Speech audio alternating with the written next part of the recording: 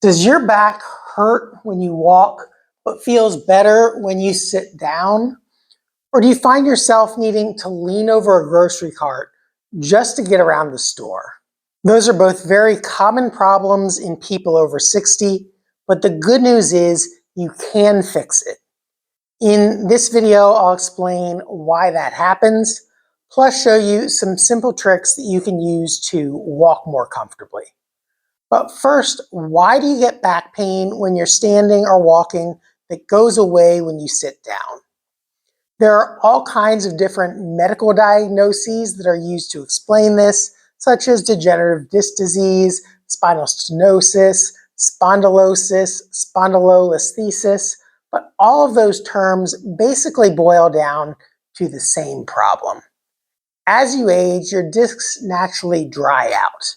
And you can think of your discs like jelly donuts, where they have a hard outside and then a soft gelatinous inside.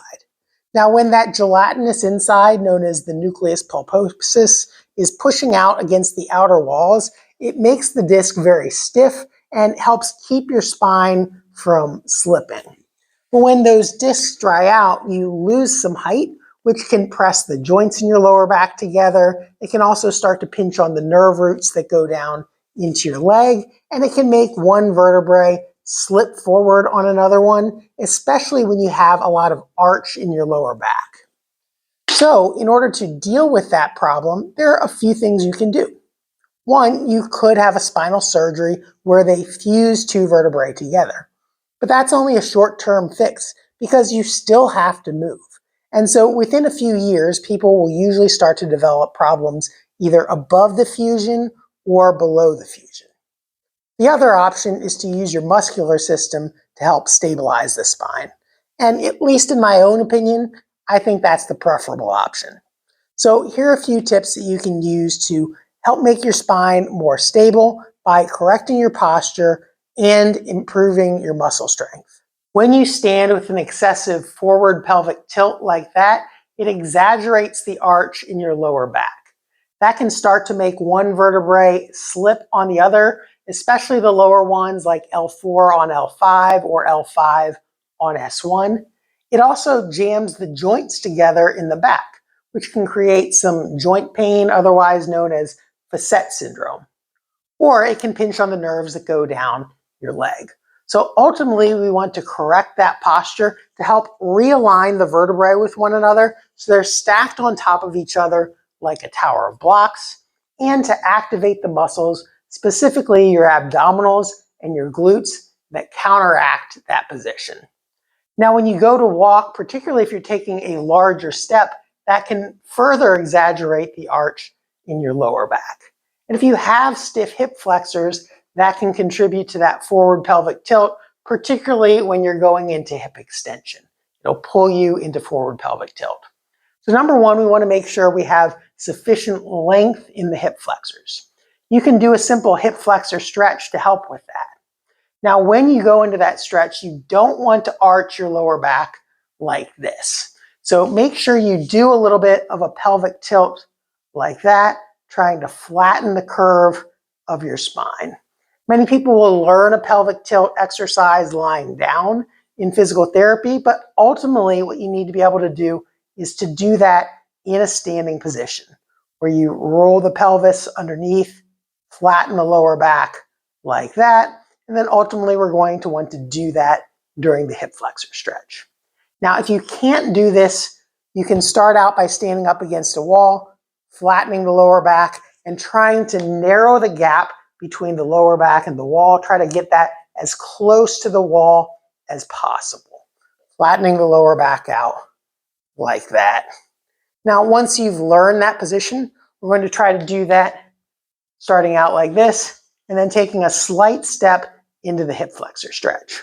You want to keep your abdominal muscles tight, keep your glute muscles tight, and then push your pelvis forward just until you feel a stretch in the front of the hip flexor. So this isn't a passive stretch. You're actually doing activity with your glutes and abdominals while stretching. So you're strengthening and stretching at the same time. Now, if you feel this in your calf, but don't really feel something in the front of your thigh, it is okay to let your heel come up off the floor. You don't have to keep your heel planted like that. So go into the position like you would be pushing off when you're walking. Make sure you maintain the pelvic tilt and then hold there. Ideally, try to hold this for a minute. If you can't do it continuously, you can do 2 sets of 30 seconds or 4 sets of 15 seconds. And then you'd also want to do the other side. So pelvic tilt, slight step, push off the toes like you're walking, squeeze the glutes, squeeze the abs, feel the stretch in the hip flexor, and hold for a total of 60 seconds. So that's the first exercise. The other thing that can cause problems in the lower back, which will cause you to arch too much, is if you're too rounded in the upper back. This can happen if you spend a lot of time at a desk or at a computer where you get rounded shoulders, stiff chest muscles. And when that happens, if you don't want to walk around all hunched over, a common solution that people make is to hyperextend from the lower back. But that doesn't fix the upper back problem. It just pinches on the nerves and pinches the joints in the lower back. So ideally, you want to be able to maintain that pelvic tilt and come up from here without hyperextending the lower back. That's easier said than done. That takes some real training, but ultimately you do want to work up to that. One step to start out with that is, again, going back to the wall, flattening the lower back against the wall, tightening the abdominals here, trying to pull pelvis towards sternum or sternum towards pelvis, probably a combination of both, and then bringing your arms up like a goalpost. Now, it's very likely that you won't be able to get your arms to touch the wall, at least not without allowing your lower back to arch. So just bring them as far back towards the wall as you're able to, but again, keeping this flat on the wall is the number one most important priority. So keep the back flat on the wall, arms up like a goalpost, and again, try to hold this for a total of 60 seconds. This gets pretty tiring. You should feel a good stretch across the arms. You'll probably also feel it in between the shoulder blades as they pull you back into that direction. So again, aim for a total of 60 seconds.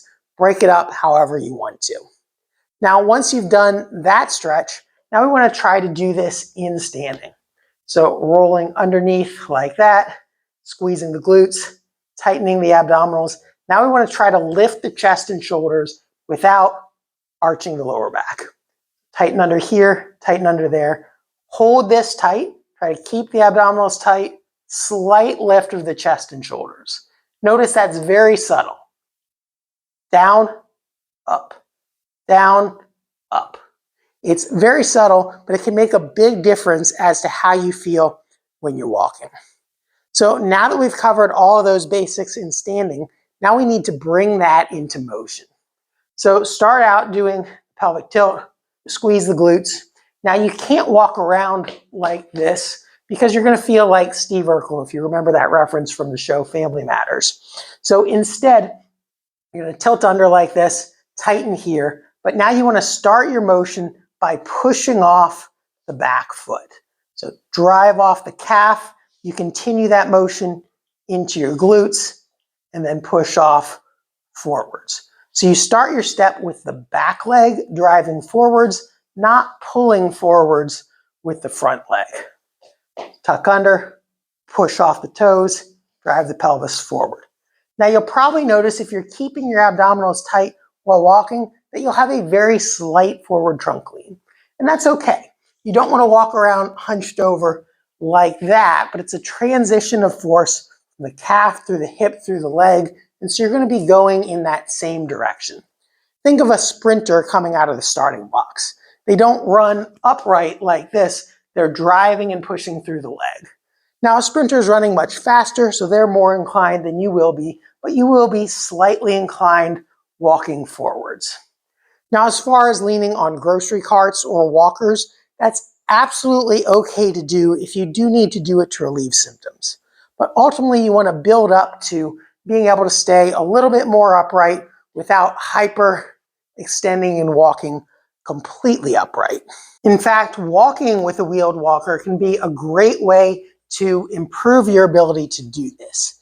If you offload your trunk weight a little bit using your arms, it makes it easier for you to keep that abdominal control, keep the spine in a more neutral position while pushing off the toes and driving through the glutes.